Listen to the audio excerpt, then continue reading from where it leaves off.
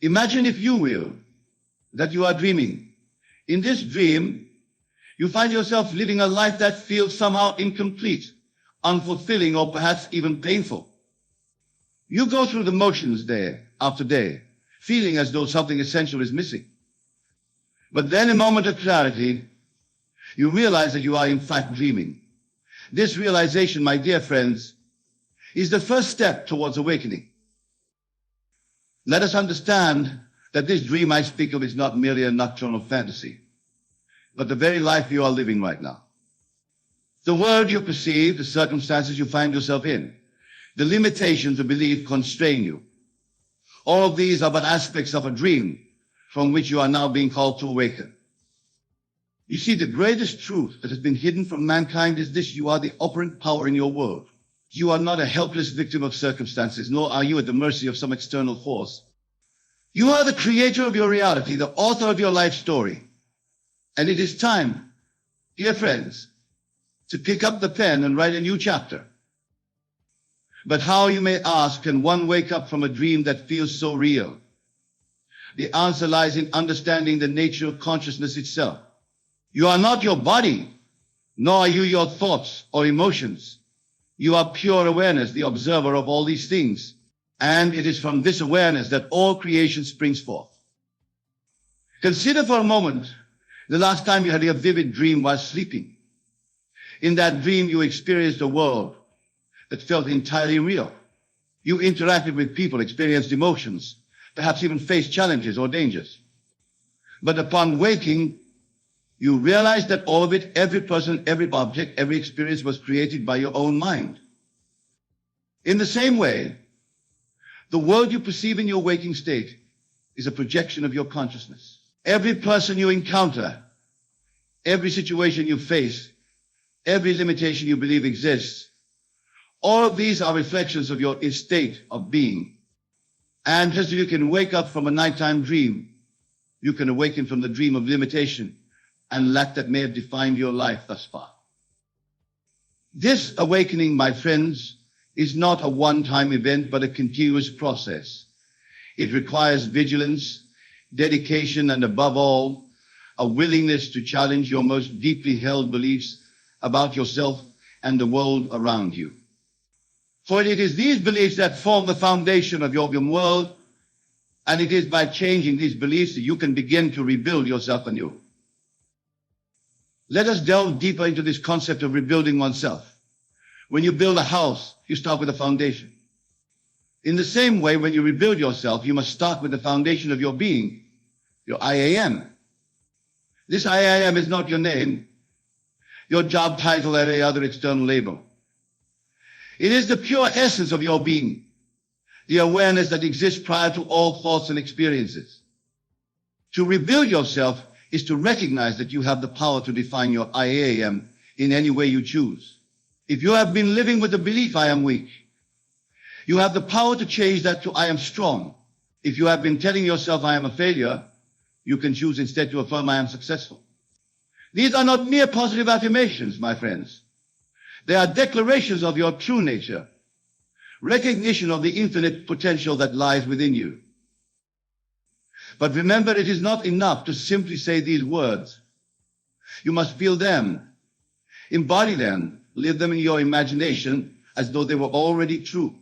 For your imagination, dear ones, is the workshop in which you forge your reality. Neville Goddard once said, an awakened imagination works with a purpose. It creates and conserves the desirable and transforms or destroys the undesirable. This is the key to rebuilding yourself. You must use your imagination purposely, consciously, to create the self you wish to be. Close your eyes for a moment and imagine yourself as you truly wish to be. See yourself embodying the qualities you admire, living the life you desire, being the person you know in your heart you can become. Feel the emotions associated with this version of yourself. Experience the joy, the confidence, the peace that comes with being this ideal self. Now open your eyes. The world around you may appear unchanged, but I assure you a profound shift has occurred within you. You have planted a seed in the fertile soil of your subconscious mind, and from this seed, a new reality will grow.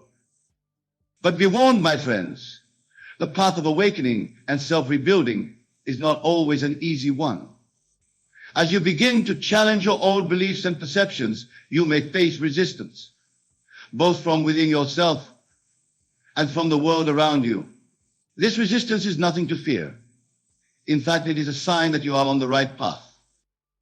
Remember, the world you perceive is a reflection of your consciousness. As you begin to change your inner world, the outer world may seem to push back, attempting to reinforce your old patterns and beliefs. This is merely the momentum of your past thoughts and assumptions. Do not be discouraged by this. Instead, see it as an opportunity to practice your new way of being. When faced with challenges or setbacks, remind yourself this too is part of the dream. I am the dreamer, and I have the power to dream a new dream.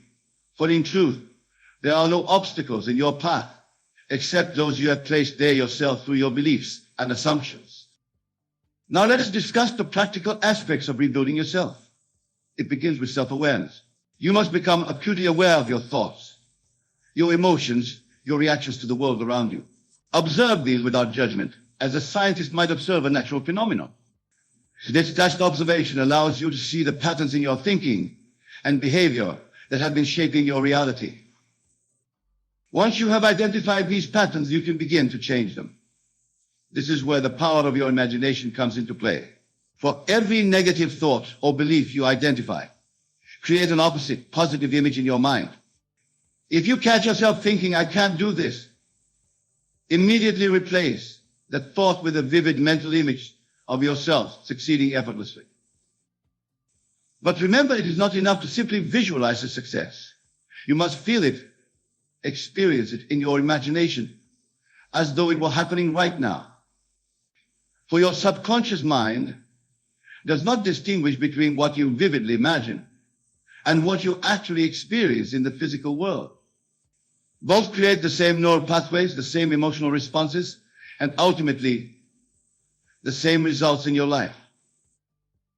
This practice of imaginative reconstruction is not a one-time event, but a continuous process.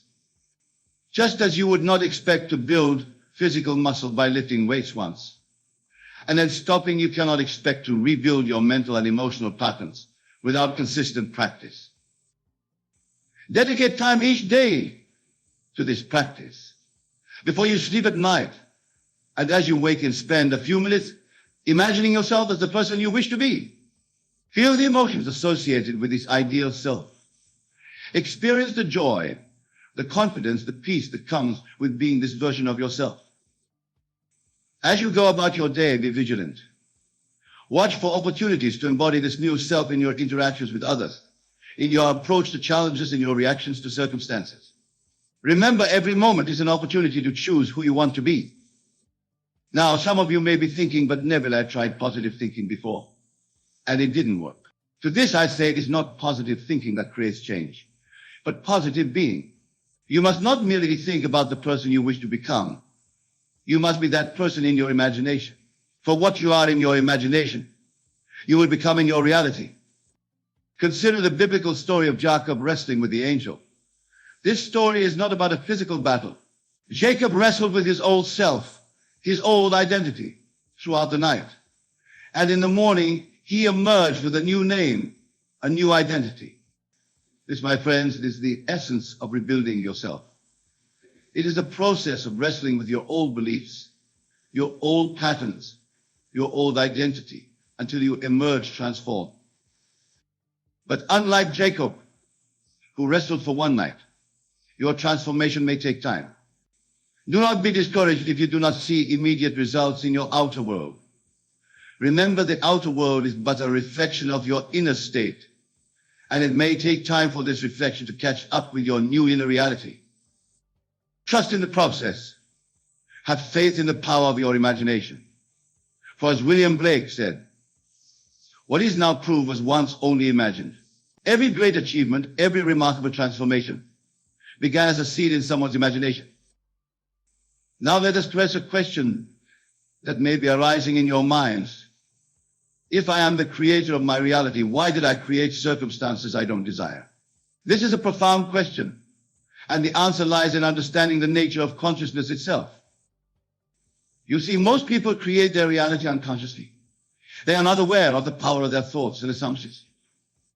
They go through life into circumstances unaware that these very circumstances are the outpicturing of their own mental states. But you, my dear friends, are awakening to your true power. You are becoming conscious creators. And with this awakening comes a great responsibility.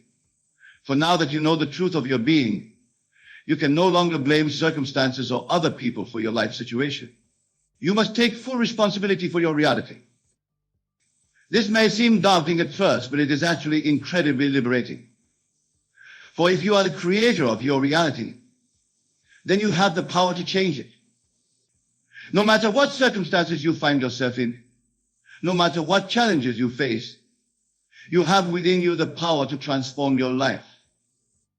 Remember, the circumstances of your life are not the cause of your state of being. Rather, your state of being is the cause of your circumstances. Change your state of being, your thoughts, your emotions, your beliefs, and your circumstances must change to reflect this new state. This is the true meaning of rebirth, of being born again. It is not a physical rebirth, but a rebirth of consciousness. It is an awakening to your true nature as a divine creator, capable of shaping your reality through the power of your imagination. Now, some of you may be wondering, but what about other people? Don't they have a say in my reality? To this, I say yes and no. Yes, other people exist and have their own free will. But no, they do not determine your reality unless you give them that power through your beliefs and assumptions. You see, the people in your life are playing roles that you have assigned to them, often unconsciously. If you believe that people are generally unkind, you will encounter unkind people. If you believe that the world is a hostile place, you will experience hostility. But change your beliefs, and the roles that people play in your life will change accordingly. This is not to say that you control other people. Rather, you control your perception and experience of them. And as you change your perception, you will find that people respond to you differently. They will reflect back to you your new state of being. This understanding gives you tremendous power in your relationships. Instead of trying to change others, focus on changing yourself. See others as you would like them to be, holding your imagination the ideal version of each person in your life.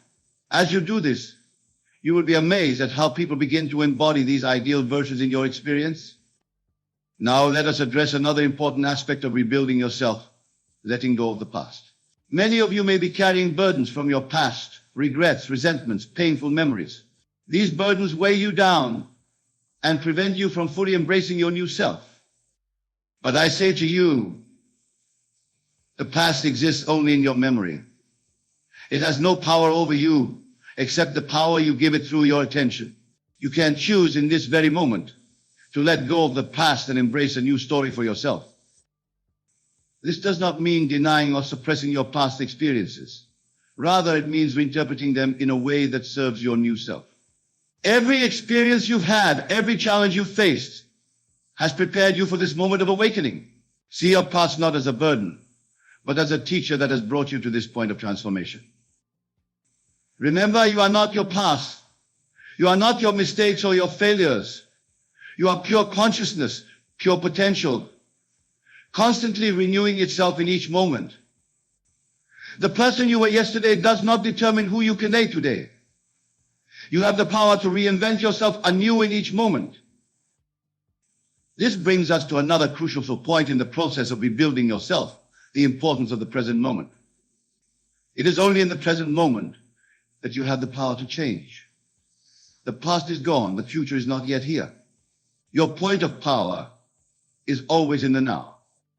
Many people live their lives either dwelling on the past or anxiously anticipating the future. But in doing so, they miss the only moment in which they can actually create change, the present. Your power to rebuild yourself exists in this moment, and in this moment alone. So I urge you, my friends, to become intensely present. Bring your full attention to this moment. Observe your thoughts, your emotions, your physical sensations without judgment. For it is in this state of presence that you can most effectively choose your state of being and, by extension, being. Now, as we near the conclusion of our discussion, I want to address a question that may be arising in some of your minds. is this process of rebuilding oneself selfish? Shouldn't we be focusing on helping others instead of improving ourselves? To this I say, improving yourself is the most profound way you can help others. So as you awaken to your true nature, as you embody your highest self, you naturally uplift those around you. Your very presence becomes a beacon of light, inspiring others to awaken to their own divine nature. Remember, we are all one consciousness, experiencing itself subjectively. As you transform yourself, you contribute to the transformation of the collective consciousness. Your personal awakening ripples out into the world, touching lives in ways you may never fully comprehend. Moreover, as you rebuild yourself into the person you truly wish to be, you become better equipped to serve others.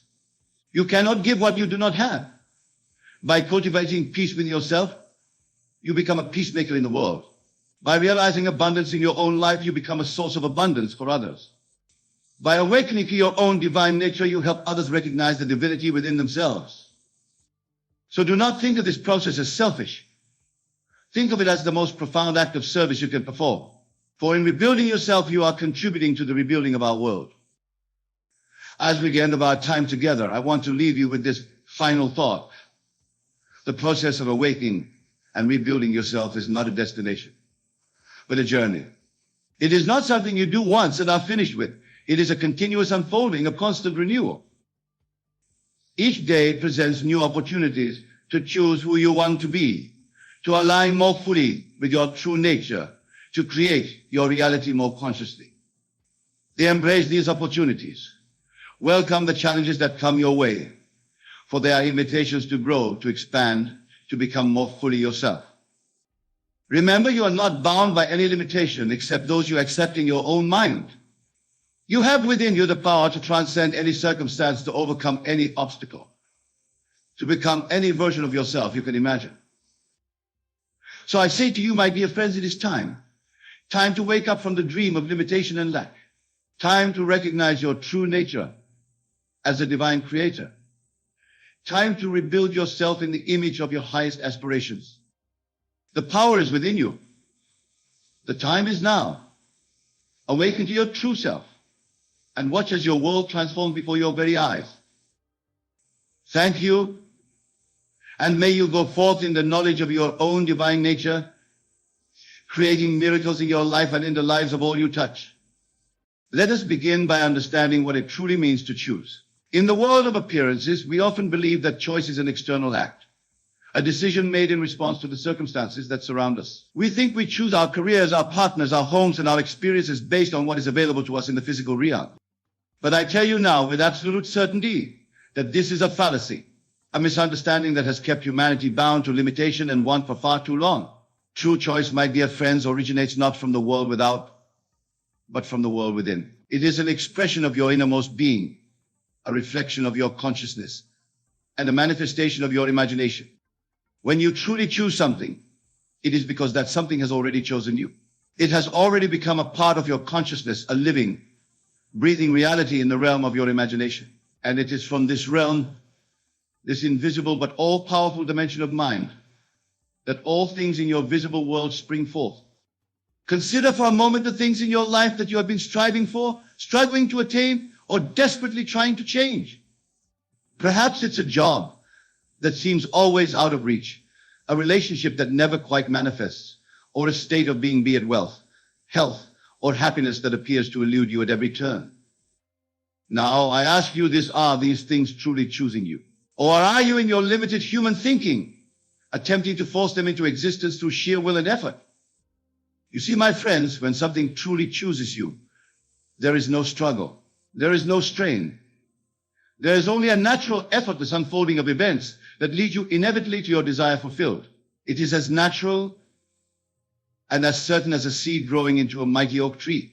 The oak does not strain to become, it simply allows the power within it to express itself fully.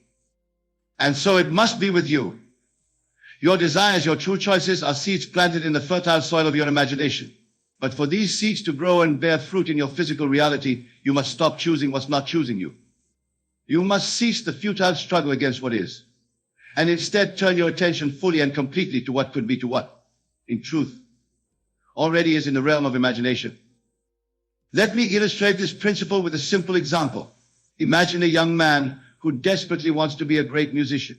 He practices for hours each day, striving with all his might to improve his skills. He auditions for orchestras and bands, facing rejection after rejection. He tells himself and others that he has chosen music as his path. But in truth, he is choosing struggle, choosing rejection, choosing the very state of wanting to be rather than being a great musician. Now contrast this with another young man. This one, too, loves music. But instead of focusing on the lack, on the journey, on the process of becoming, he simply knows that he is a great musician. In his imagination, he sees himself performing to thunderous applause. He feels the joy of creating beautiful melodies. He experiences the satisfaction of touching people's hearts through his music. This second young man is not choosing music. Music is choosing him. It has become so much a part of his consciousness that its manifestation in the physical world is a foregone conclusion. He does not struggle. He does not strive. He simply is. And in that state of being, all that he desires naturally flows to him. This, my dear friends, is the essence of what I mean when I say stop choosing what's not choosing you. It is a call to cease the endless struggle against what is not, and to instead embrace fully what is in the reality of your imagination. Now, I can hear some of you thinking, but Neville, surely we must take action in the world. Surely we must work towards our goals. And to this I say, yes, action is indeed part of the process of manifestation. But it is not action born of struggle or strain. It is inspired action, action that flows naturally from your state of being. When you truly embody the state of your wish fulfilled, when you live from the end, as I often say, the right actions will present themselves to you effortlessly. You will find yourself naturally drawn to the people, circumstances, and opportunities that align with your desire. This is the universe, or God, if you prefer, choosing you, guiding you, shaping your path in accordance with the image you hold in your imagination. Let us delve deeper into this concept, for it is crucial to your understanding and to the transformation of your life. When you choose what's not choosing you, you are essentially saying to the universe, I do not have this thing I desire. I am separate from it, and I must struggle to attain it. And the universe, being the faithful servant that it is, responds by maintaining that very state of separation and separation. But when you choose what's choosing you, or rather, when you recognize and accept what has already chosen you in the realm of imagination, you are declaring to the universe, I am one with my desire. It is already mine. I am already the person who has, does, or is this thing I wish to experience. And the universe, again being the faithful servant, begins to rearrange itself to make your inner reality an artifact. This, my friends, is the true power of imagination. It is not mere fantasy or wishful thinking. It is the very substance of reality, the creative power of the universe itself, individualized in you. When you imagine, you are not creating something new, you are selecting from the infinite possibilities that already exist in the mind of God. Consider the words of William Blake, the great poet and mystic. What is now proved was once only imagined. Everything in your world, from the chair you sit on to the most advanced technology, was once only a thought, an idea, a seed in someone's imagination. And so it is with your desires, your goals, your ideal life. They already exist in the realm of infinite possibilities. Your task is not to create them, but to select them, to tune your consciousness to their frequency, to become one with them in the depths of your being. But how, you may ask, do we accomplish this? How do we stop choosing what's not choosing us and start aligning with what is? The answer, my dear friends, lies in the power of your attention and the practice of what I call the law of assumption. Your attention is the instrument by which you tune your consciousness. Whatever you focus on, whatever you give your attention to, grows in your experience. If you constantly focus on what you lack, on the obstacles in your path, on the difficulties you face, you are choosing those very things. You are tuning your consciousness to the frequency of lack, obstacle, and difficulty. But if you direct your attention to the state of your wish fulfilled, if you dwell in the feeling of already being, doing, or having what you desire, you align yourself with that reality. You tune your consciousness to the frequency of abundance, success, and fulfillment. This is where the law of assumption comes into play. To assume means to take for granted. It means to live from the conviction that what you desire is already yours. It is not hoping, it is not wishing, it is not even believing in the conventional sense. It is knowing with every fiber of your being that you are already the person you wish to be, that you already have what you wish to possess, that you are already experiencing what you wish to experience. Let me give you a practical example of how this works. Suppose you desire financial abundance. The conventional approach would be to focus on your current lack of money, to worry about bills, to constantly think about how to make more money. This is choosing what's not choosing you. It's aligning yourself with the very state of financial struggle you wish to escape. Instead, I urge you to assume the state of financial abundance. Feel the relief, the security, the freedom that comes with having more than enough money. See yourself living in the home you desire, driving the car you love, enjoying the experiences that financial abundance allows. Feel the gratitude for this abundance as if it were already yours. Do this not once, not twice, but consistently. Make it your dwelling place. Let it be the last thing you think of as you fall asleep at night and the first thing you embrace as you wake in the morning. Live from this state and watch as the outer world begins to rearrange itself to match your inner conviction. This, my friends, is what it means to choose what's choosing you. It is to align yourself with the version of reality where your desires are already fulfilled. It is to step into the skin of the person you wish to be and to live from that state consistently. Now I can hear some of you thinking, but Neville, this sounds like self-deception. Isn't this just pretending? And to this, I say all of life is pretending until it becomes real. The great William Shakespeare wrote, "All the world's a stage, and all the men and women merely players." You are always playing a role, always pretending to be someone. Why not consciously choose to play the role of the person you truly wish to be? Moreover, this is not deception, for in the realm of imagination, which is the true substance of reality, your desire already exists. You are simply aligning yourself with what is already true on a higher plane of existence. Remember, my dear friends, that your outer world is nothing more than a reflection of your inner world. It is a shadow cast by the light of your consciousness. Change the inner, and the outer must follow suit. This is not magic, it is not supernatural. It is the most natural thing in the world, as natural as a flower turning towards the sun. But I warn you, this practice requires persistence and patience. The world of appearances may not change overnight. Your current circumstances are the result of your past thoughts and assumptions. They have a certain momentum, a certain inertia. But as you consistently hold to your new assumption, as you faithfully choose what's choosing you, you will begin to see changes. At first, these changes may be small. Perhaps an unexpected opportunity arises, or you have a fortuitous encounter with someone who can help you on your path. These are signs that the universe is beginning to respond to your new vibration, your new state of being. Do not dismiss these signs, no matter how small they may seem. Recognize them for what they are: confirmation that your inner transformation is bearing fruit in the outer world.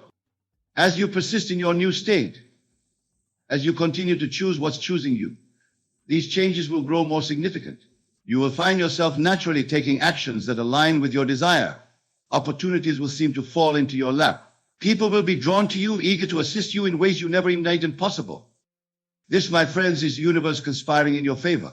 It is the natural result of aligning yourself with what truly chooses you, with what is already yours in the realm of infinite possibilities.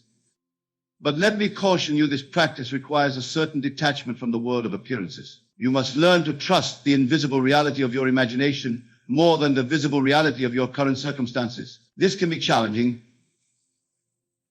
especially when the evidence of your senses seems to contradict your inner knowing. In such moments, remember the words of the Apostle Paul: "We walk by faith, not by sight." Your faith must be in the reality of your imagination, in the truth of your assumption. This faith is not blind belief, but a deep knowing that transcends physical evidence. Let me share with you a personal experience that illustrates this principle. Many years ago, when I first began to understand these truths, I found myself in dire financial straits. I had barely enough money to feed myself, let alone pay my rent. The logical, rational part of my mind was consumed with worry and fear. But I decided to put these principles to the test. Instead of dwelling on my lack, I began to assume the state of financial abundance. I imagined myself living in a beautiful apartment, eating at fine restaurants, buying new clothes. I felt the relief of having more than enough money. I experienced the joy of being able to help others financially. I held to this state consistently, even as my outer circumstances seemed to contradict it at every turn. And then, my friends, the most remarkable thing happened. Within a matter of weeks, I received an unexpected sum of money that not only covered my immediate needs, but allowed me to live comfortably for months. This experience taught me a profound lesson: the outer world must conform to the inner conviction. When you truly choose what's choosing you, when you align yourself fully with the state of your wish fulfilled, the universe has no choice but to reflect that state back to you. Now, I want to address a common misconception that often arises when people first encounter these ideas. Some may think that this teaching encourages passivity, that it suggests we should simply sit back and wait for our desires to manifest. Nothing could be further from the truth. When you truly choose what's choosing you, when you fully embody the state of your wish fulfilled, you will be moved to inspired action. This action will not feel like work or struggle. It will feel natural, joyful, almost effortless. You will find yourself doing things that align with your desire, not out of desperation or fear, but out of a sense of enthusiasm and inevitability. Consider the example of a great actor preparing for a role. They don't simply memorize their lines and wait for the cameras to roll. They immerse themselves in the character, thinking, feeling, and even moving as the character would. When it comes time to perform, their actions flow naturally from this assumed state of being. So it must be with you. As you assume the state of your wish fulfilled, as you choose what's choosing you, you will naturally be moved to take actions that align with that state. But these actions will not feel like a struggle against reality. They will feel like a joyful participation in the unfolding of your desire. Let us now turn our attention to another crucial aspect of this teaching, the importance of feeling. It is not enough to merely think about your desire or to visualize it in a detached manner. You must feel it. You must experience the emotion that would be yours if your desire were already fulfilled. Feeling, my dear friends, is the secret. It is the bridge between your current state and the state you wish to embody. When you can generate and sustain the feeling of your wish fulfilled, you create a vibrational match with that desired state. And it is this vibrational match that draws your desire into your physical experience. Think for a moment about something you deeply desire. Now, instead of focusing on the absence of this thing in your life, imagine that you already have it. How does it feel? Do you feel joy, relief, excitement, gratitude? Whatever the feeling is, allow yourself to fully experience it. Let it permeate every cell of your body. This feeling is your point of power. It is the language that the universe understands. When you consistently generate this feeling, you are sending out a powerful signal to the universe saying, this is who I am. This is what I experience. And the universe, being the faithful mirror that it is, must reflect that signal back to you in the form of corresponding experiences. But remember, this is not about forcing yourself to feel positive emotions when you're truly feeling down. That would be just another form of resistance, another way of choosing what's not choosing you. Instead, it's about cultivating a genuine sense of having already received your desire. It's about aligning your emotional state with the reality you wish to experience. This may take practice. You may need to return to this feeling state again and again, especially when your outer circumstances seem to contradict it. But with persistence, you will find that it becomes easier and more natural to dwell in this state of fulfilled desire. Now let us address another important point. Some of you may be wondering, but what if I'm not sure what I truly desire? How can I choose what's choosing me if I don't know what that is? This is a profound question, and it brings us to a deeper understanding of the nature of desire itself. You see, your true desires, the ones that are truly choosing you, do not originate in your human mind. They are not the product of social conditioning or external expectations. They come from a much deeper place, from what I call your divine self or your God self. This divine self knows your true purpose, your highest path. It is constantly communicating with you, sending you impulses in the form of desires. But often these pure desires get clouded by the noise of the world, by our fears, doubts, and limiting beliefs. So how do you discern your true desires, the ones that are truly choosing you? The key lies in paying attention to your feelings. When you think about a particular desire, does it fill you with excitement and enthusiasm? Does it feel expansive, as if it's opening up new possibilities for you? Or does it feel constricting, as if you're trying to force yourself into a mold that doesn't fit? Your true desires, the ones that are choosing you, will always feel expansive. They will energize you, inspire you, make you feel more alive. Even if they seem challenging or even impossible from your current standpoint, they will still feel right on a deep level. On the other hand, desires that are not truly choosing you often feel heavy. They may be accompanied by a sense of should or must. They may be driven by a need to prove something to others or to live up to some external standard. I urge you, my dear friends, to pay close attention to these inner signals. They are your divine self communicating with you, guiding you towards your highest good. When you align yourself with these true desires, when you choose what's truly choosing you, You tap into a power far greater than your individual self. You become a channel for the creative power of the universe itself. Let me share with you another personal experience that illustrates this point. Many years ago, I felt a strong desire to share these teachings with the world. At first, my human mind resisted. It told me that I wasn't qualified, that no one would listen to me, that I should stick to a conventional career path. But the desire persisted. Every time I thought about sharing these ideas, I felt a sense of excitement and expansiveness. It energized me in a way that nothing else did. And so, despite my doubts and fears, I chose to align myself with this desire. I chose what was choosing me. The path wasn't always easy. There were challenges and setbacks along the way. But because I was aligned with my true desire, with what was truly choosing me, I found the strength and inspiration to persevere. And as I continued to choose this path, to live from the state of being a teacher and sharer of these truths, the outer world began to conform to this inner conviction. Opportunities to speak and teach began to arise. People were drawn to my lectures, resonating with the ideas I shared. Books flowed from my pen with an ease I had never experienced before. All this happened not because I struggled and strained, but because I had aligned myself with what was truly choosing me. This, my dear friends, is the power that is available to each and every one of you. When you stop choosing what's not choosing you and start aligning with your true desires, with what's truly choosing you, you tap into a flow of infinite possibility. You become a co-creator with the universe itself. Now I want to address a concern that often arises when people begin to apply these principles. Some worry that by focusing on their own desires, by choosing what's choosing them, they might be acting selfishly or neglecting their responsibilities to others. But I assure you, nothing could be further from the truth. When you align yourself with your true desires, with what's truly choosing you, you are not acting from a place of selfishness. You are allowing the divine self within you to express itself fully in the world. And this divine self, being one with the source of all creation, naturally acts for the highest good of all. Think about it this way: when you are living in alignment with your true self, when you are fully expressing your unique gifts and talents, you are in the best possible position to serve others. You are operating from a place of fullness rather than lack, from joy rather than obligation. Moreover, as you begin to manifest your desires, as your life becomes a living expression of what's truly choosing you, you become an inspiration to others. You show them what's possible when one aligns with their true nature. In this way, your personal fulfillment becomes a gift to the world. Let me give you an example to illustrate this point.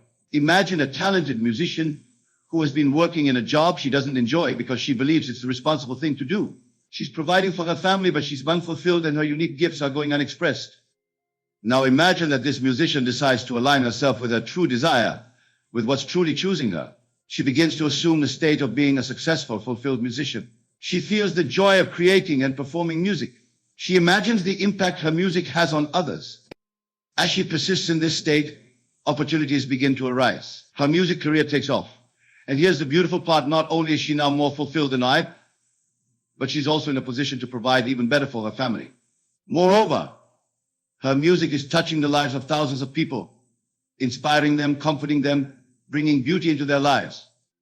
This is what happens when you choose what's choosing you. You not only fulfill yourself, but you also position yourself to make your greatest contribution to the world. Now, my dear friends, as we near the end of our discussion, I want to emphasize a crucial point. The practice of choosing what's choosing you, of living from the state of your wish fulfilled, is not a one-time event. It's not something you do once and then sit back and wait for results. It's a way of life, a constant practice of aligning your thoughts, feelings, and actions with the reality you wish to experience. This requires vigilance. It requires a willingness to constantly monitor your thoughts and feelings, to catch yourself when you slip into old patterns of thinking and choosing what's not choosing you. But I assure you, the effort is worth it. For as you make this practice a habit, as it becomes your natural way of being, you will find that your life transforms in ways you may have never thought possible. You will begin to see the world differently. Where once you saw obstacles, you will now see opportunities. Where once you felt lack, you will now feel abundance. Where once you experienced struggle, you will now experience flow. This is not to say that challenges will never arise. They will. But when you're aligned with what's truly choosing you, when you're living from the state of your wish fulfilled, You will face these challenges from a place of power and possibility rather than fear and limitation. Remember, my dear friends, you are not separate from the creative power of the universe. You are that power individualized. When you truly understand and embody this truth, when you consistently choose what's choosing you, you step into your true power as a divine being having a human experience. So I urge you, starting from this very moment, to be vigilant in your thoughts and feelings. Catch yourself when you find yourself focusing on what you don't want, on what's not working, on what's not choosing you. Gently but firmly redirect your attention to what you do want, to the state you wish to embody, to what's truly choosing you. Feel the reality of your desire fulfilled. Live from that state. Let it inform your thoughts, your words, your actions. Do this consistently, persistently, and watch as your world begins to transform. And remember, this practice is not about forcing change through willpower or struggle. It's about allowing your true self to express itself fully in the world. It's about aligning yourself with the flow of life rather than struggling against it. As you leave here today, I want you to carry with you this fundamental truth. You are the operant power in your life. Your consciousness, your imagination, is the creative force through which you shape your reality. By choosing what's truly choosing you, by living from the state of your wish fulfilled, you activate this creative power in the most potent way possible. So go forth, my dear friends, and choose wisely. Choose what's choosing you. Live from the end. Assume the feeling of your wish fulfilled and watch as the miracle of life unfolds before you in ways more wonderful than you could have ever imagined. Remember, the kingdom of heaven is within you. It is not a place you go to, but a state you choose to embody. By choosing what's choosing you, you are claiming your rightful place in this kingdom. You are stepping into your power as a divine creator. And so, my beloved friends, I leave you with this final thought. The world is waiting for you to be you, fully and completely. It is waiting for you to choose what's choosing you, to align with your true desires, to express your divine nature. When you do this, you not only transform your own life, but you contribute to the transformation of the entire world. For each time one of us aligns with our true self, with what's truly choosing us, we raise the vibration of the entire planet. We make it easier for others to do the same. In this way, by choosing what's choosing you, you become a beacon of light in the world, illuminating the path for others to follow. So go now and choose wisely. Choose what's choosing you. Live from the end. Assume the feeling of your wish fulfilled and watch as miracles unfold in your life and in the world around you. Thank you, and may you be blessed on your journey of self-discovery and manifestation. It is the foundation of all creation, the starting point from which all manifestation springs forth. When you say, I am, you are invoking the creative power of the universe itself. Consider for a moment before you say, I am anything. You are pure, unconditioned awareness. You are the observer, the witnesser of all that is. But the moment you attach a state or condition to I am, you clothe yourself in that state, and your world begins to reflect it back to you. This is the law by which the universe operates. Whatever you attach to I am, you begin to manifest in your reality. If you say, I am wealthy, you start to attract wealth. If you say, I am healthy, your body begins to align with that state. The power lies not in the words that follow I am, but in the I am itself. But here's where most people falter. They use I am unconsciously, attaching to it states of lack, limitation, or fear. I am broke, I am sick, I am unlucky. And so they manifest these very conditions in their lives, unaware that they are the ones creating them. The key to using these two words effectively is to be conscious of what you're attaching to them. You must choose wisely, for every I am statement is a seed planted in the fertile soil of your subconscious mind, destined to bear fruit in your experience. Now, some of you might be thinking, but Neville, how can I say I am wealthy when my bank account shows otherwise? Isn't that denial of reality? This, my dear friends, is where faith comes in. For faith is not believing despite the evidence, but believing before the evidence. Remember, your physical reality is nothing more than the outpicturing of your past assumptions. It is the harvest of seeds you have previously sown in your consciousness. To change your reality, you must plant new seeds. You must assume a new state of being. When you say, I am wealthy, or whatever state you desire, you are not lying to yourself. You are claiming a truth that exists in a dimension beyond the physical, the dimension of imagination. And imagination, my friends, is the very substance of reality. Let us explore this concept further. When you say, I am, you are referring to your consciousness, your awareness. This consciousness is the only reality. All else, your body, your environment, your circumstances, are but projections of this consciousness. Therefore, when you say, I am wealthy, you are shifting your consciousness to that of a wealthy person. You are stepping into the state of the wish fulfilled. And as you persist in this state, your outer world has no choice but to conform to this new inner conviction. This is the true meaning of the biblical phrase, let the weak say, I am strong. It is not a call to positive thinking or affirmation.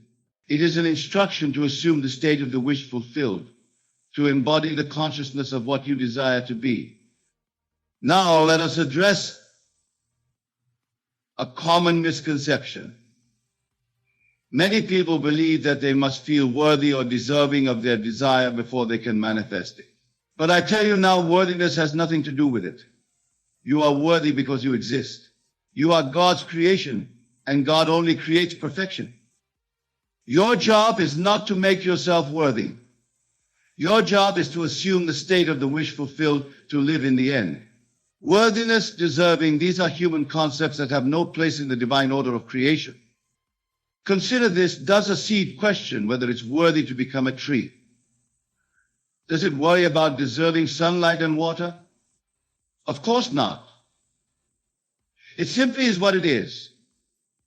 And in being what it is, it naturally grows into what it's meant to be. You are no different. You are a seed of the divine containing within you all the potential of the universe. Your only task is to be what you wish to be in consciousness. The rest will follow naturally. Let us now discuss the practical application of these two powerful words. How do you use I am to manifest your desires almost instantly? The key lies in feeling. You must feel the reality of your I am statement. When you say I am wealthy, feel the sense of abundance, security, and freedom that comes with wealth. When you say I am healthy, feel the vitality and well-being coursing through your body. It's not enough to just say the words. You must embody the state. This feeling is the secret. It's the bridge between your desire and its manifestation. When you can feel the reality of your I am statement, you are impressing that state upon your subconscious mind. And your subconscious mind, being intimately connected to the universal mind, begins to rearrange the cosmic forces to bring about the manifestation of your desire. Now, some of you might be wondering, how long do I need to maintain this feeling? The answer is, until it feels natural. Until the state you're assuming feels more real to you than your current physical reality. Remember, the subconscious mind does not distinguish between what's vividly imagined and what's physically experienced. When you can make your imagined state feel real, your subconscious accepts it as fact and begins to work towards its manifestation. This is why persistence is crucial. You must persist in your new I am state until it becomes your dominant state of consciousness. This doesn't mean you need to constantly repeat your I am statement. It means you must consistently return to the feeling of your wish fulfilled, especially when your senses deny it. Let us now address another important aspect of using I am effectively, detachment. This might seem contradictory to what we've discussed about feeling the reality of your desire. But detachment in this context means letting go of anxiety about when or how your desire will manifest.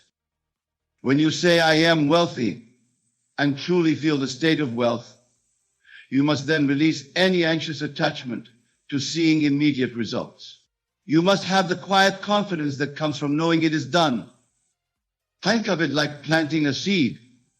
Once you've planted the seed, you don't dig it up every day to see if it's growing.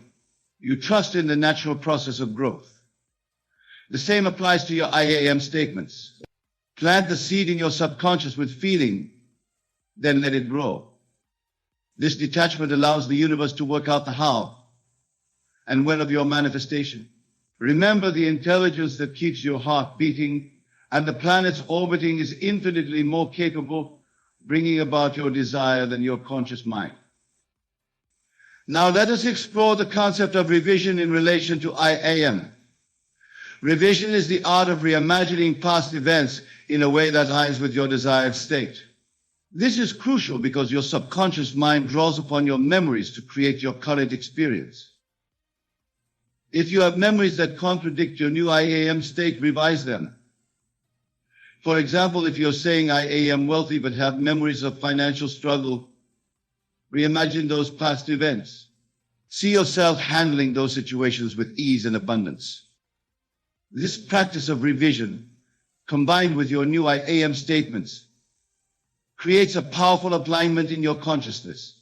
You are creating a new past, present, and future all at once, all aligned with your desire. Let us now discuss the importance of your inner conversations. Your inner conversations, the thoughts you think and the words you speak to yourself, are shaping your reality. When you use I am, make sure your inner conversations support your new state.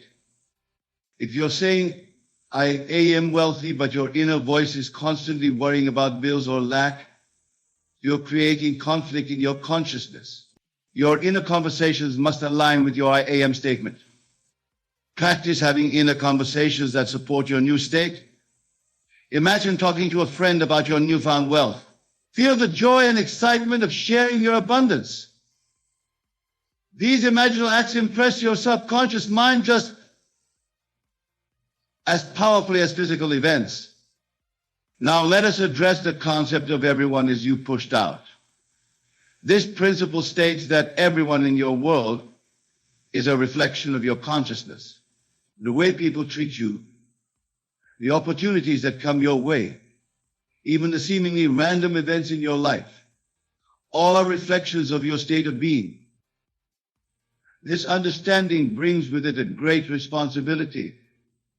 It means that if you want to change how others treat you, you must first change your concept of yourself and of them.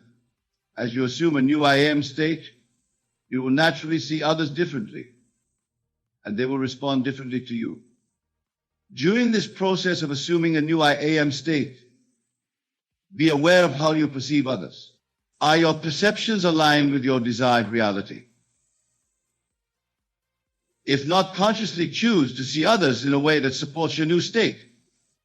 Remember, you are not manipulating others. You are simply aligning your perception with your desired reality, and others will naturally conform to this new perception. Now let us discuss the importance of gratitude in manifestation. Gratitude is not just a polite sentiment. It is a powerful creative force. When you are truly grateful, you are acknowledging the presence of your desire in your life. You are affirming its reality even before it manifests in the physical realm. As you use your I am statements, cultivate a deep sense of gratitude. Be thankful not just for what you can see and touch, but for the unseen blessings that are even now unfolding in your life. Give thanks for the wisdom that guides you, the love that surrounds you, and the power that resides within you. Gratitude puts you in a state of receptivity. It opens you to receive even greater blessings. It aligns you with the abundance of the universe. Practice gratitude not from a place of lack, hoping to receive, but from a place of fullness, knowing you already have. Let us now address the concept of the Sabbath. The Sabbath, in this concept, is not about a particular day of the week, but about a state of mind.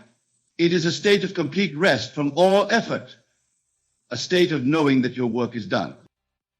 In relation to your I am statements, the Sabbath state is crucial. It is a state of total acceptance of your desire as an accomplished fact. In this state, you no longer feel the need to make your desire happen.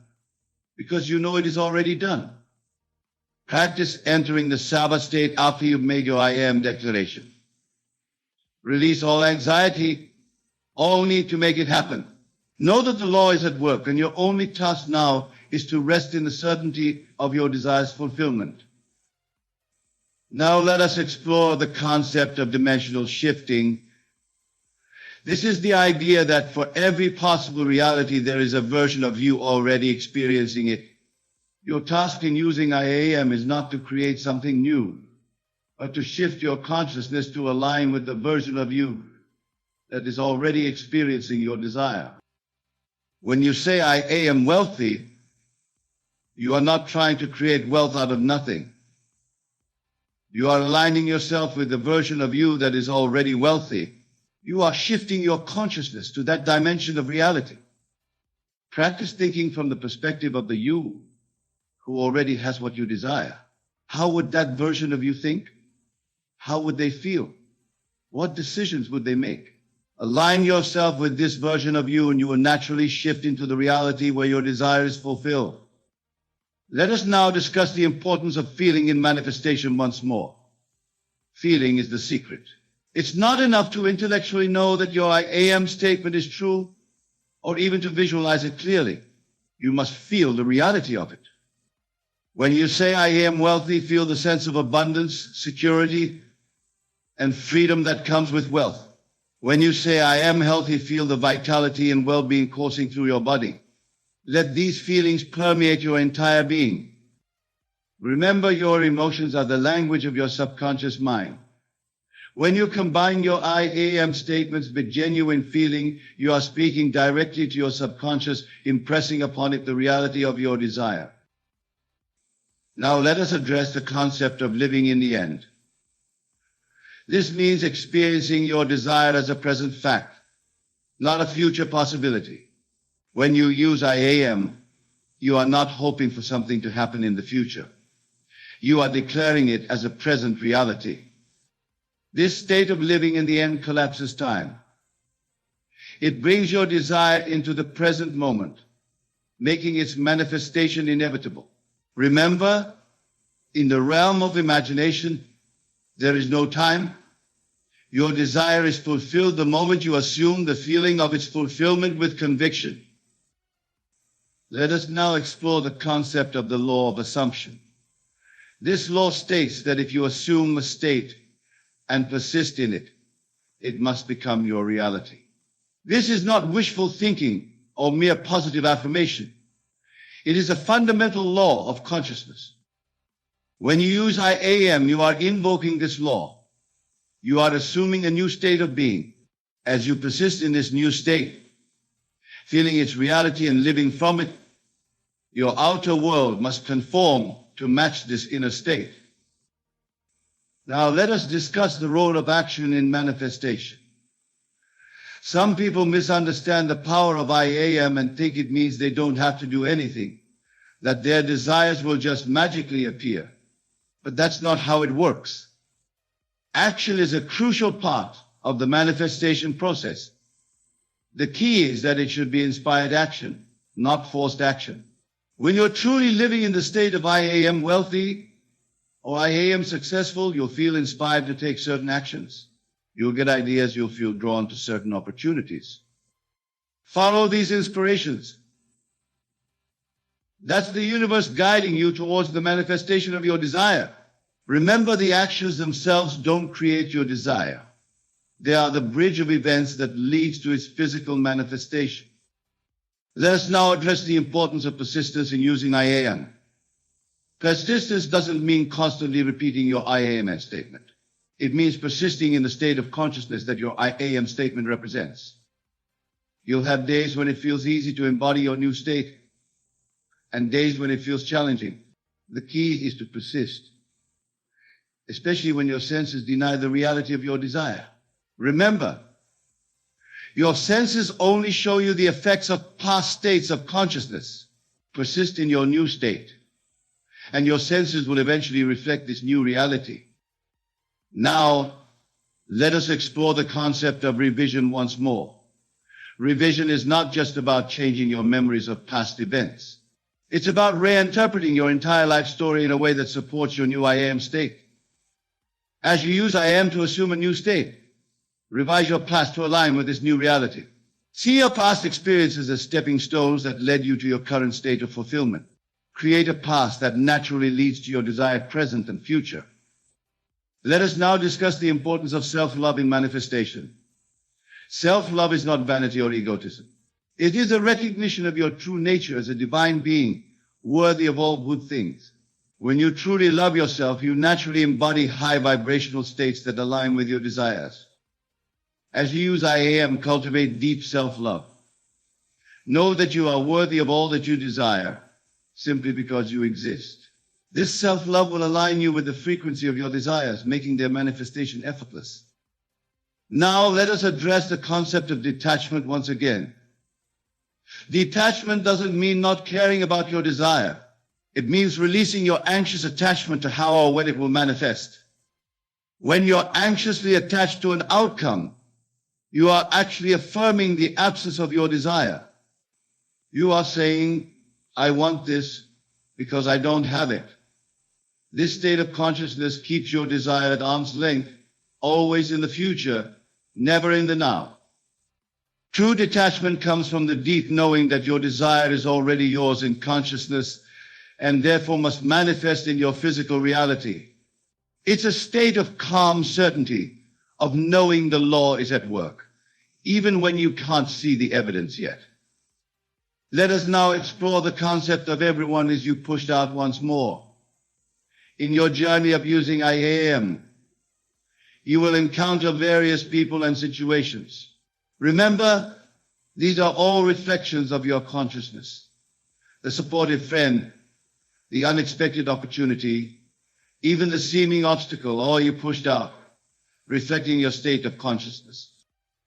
As you persist in your new I am state, you'll find that people and circumstances naturally align with your new reality. You're not changing others, you're changing yourself. And others must conform to your new concept of self. Now let us address the power of your words once more. Your words are not just sounds or symbols. They're creative forces. They're declarations to the universe. When you use I am, your words must align with your desired state. Speak as though you are already what you desire to be.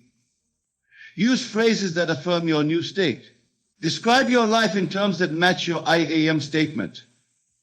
Remember, your words are seeds planted in the fertile soil of the universe. Make sure you're planting seeds of what you want to grow in your life. Let us now discuss the importance of faith in using I am.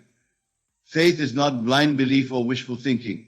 Faith is the substance of things hoped for, the evidence of things not seen. It is a knowing beyond physical evidence. When you have true faith in your I am statement, you don't hope for it to manifest. You know it must manifest as surely as you know the sun will rise tomorrow. This kind of faith moves mountains. It parts seas. It transforms the very fabric of your reality. Now, let us explore the concept of the present moment once more. The present moment is your point of power. It's the only place where you can make changes, where you can choose your thoughts and emotions. When you use I am, you are declaring your state in the present moment.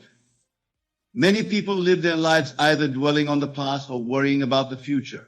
But when you do this, you're not using your power to create. You're letting your past or your imagined future control your present. Your I am statements must be anchored in the now. Remember, there is no past or future in reality. There is only the eternal now. Your memories of the past and your anticipations of the future all exist in this present moment.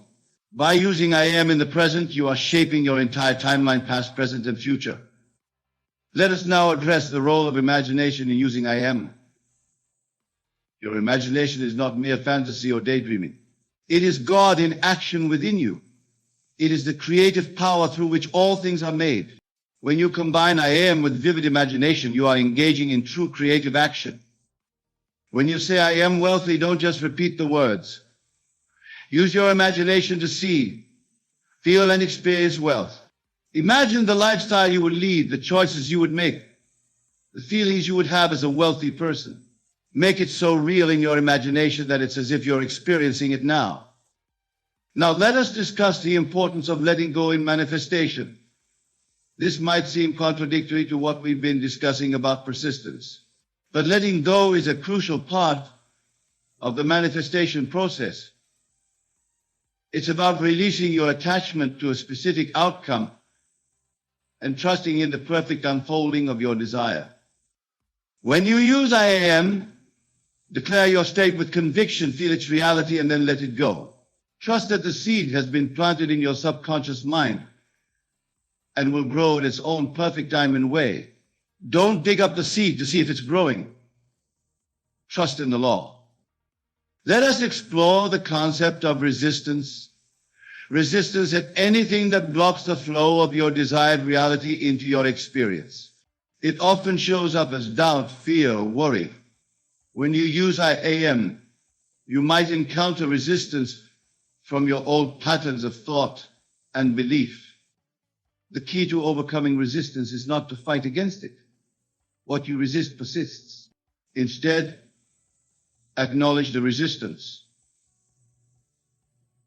Understand where it's coming from, and then gently but firmly return to your I am state.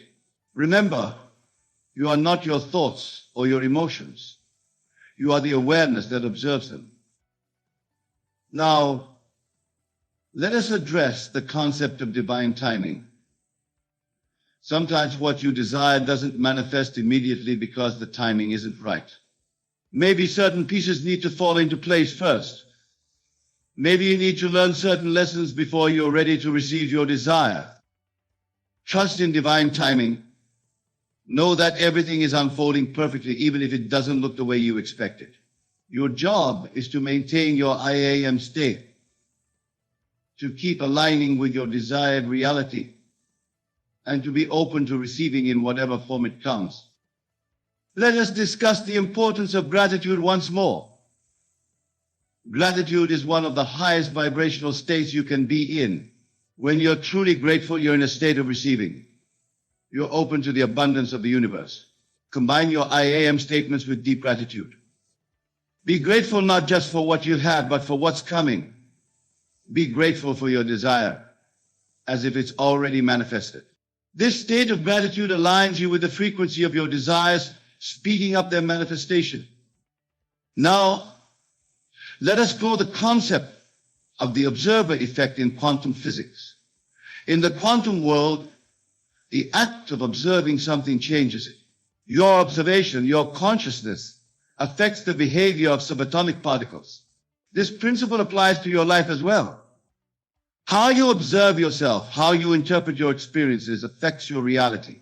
When you use I am, you are choosing how to observe yourself. You are actively shaping your reality through your conscious observation.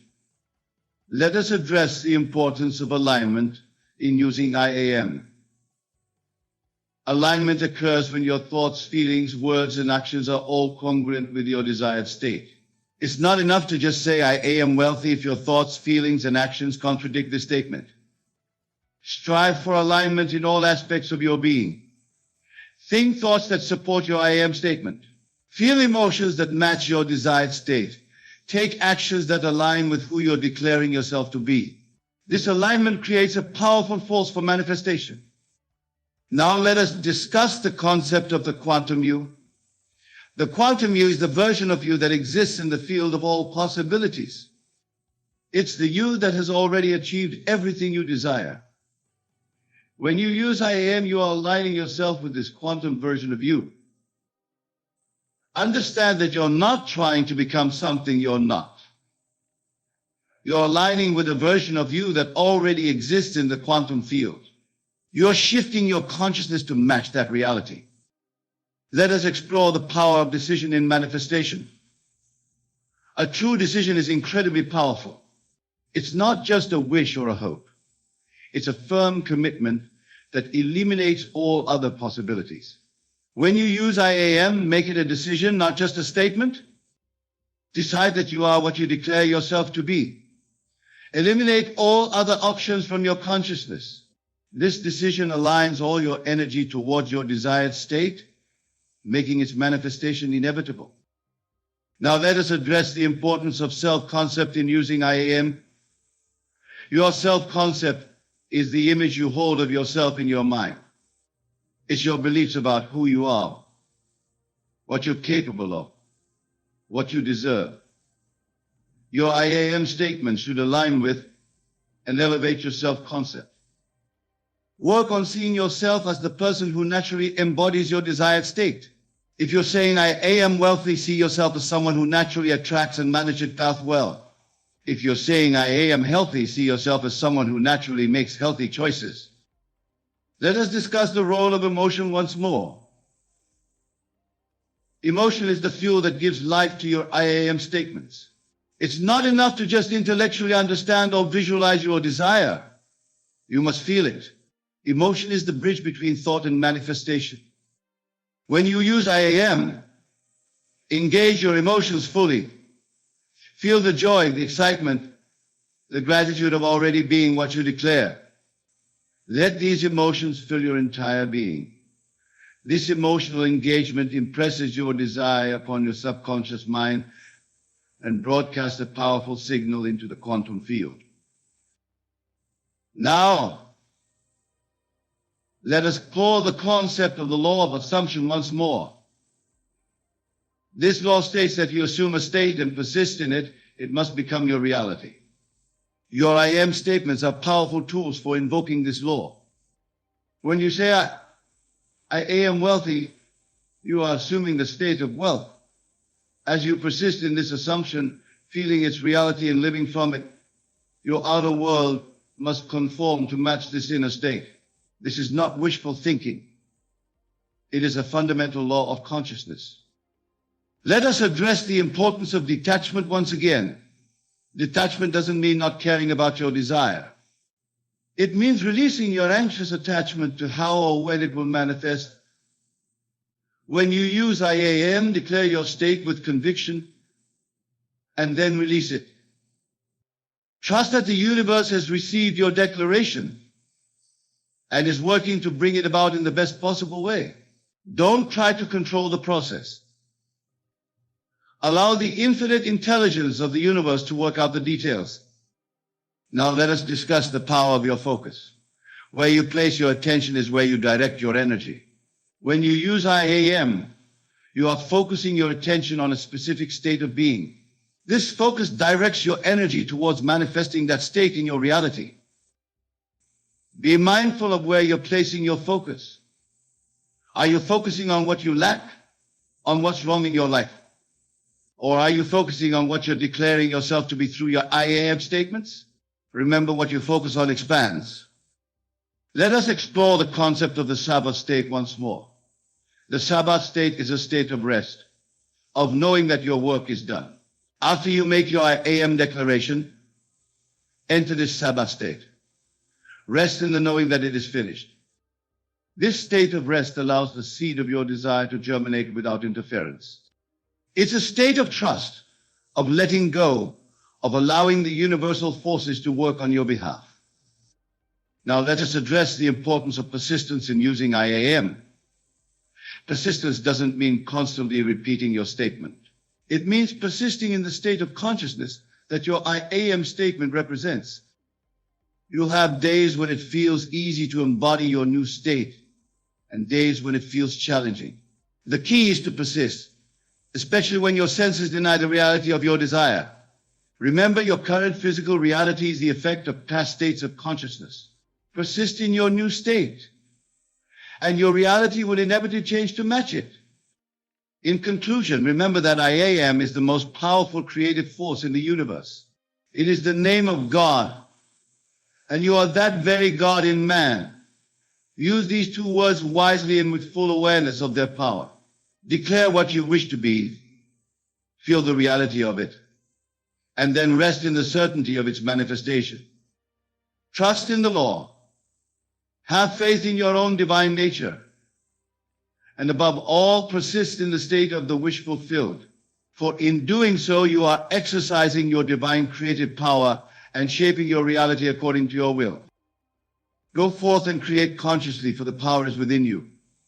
The entire universe is at your command. You need only to declare, I am, and it shall be so.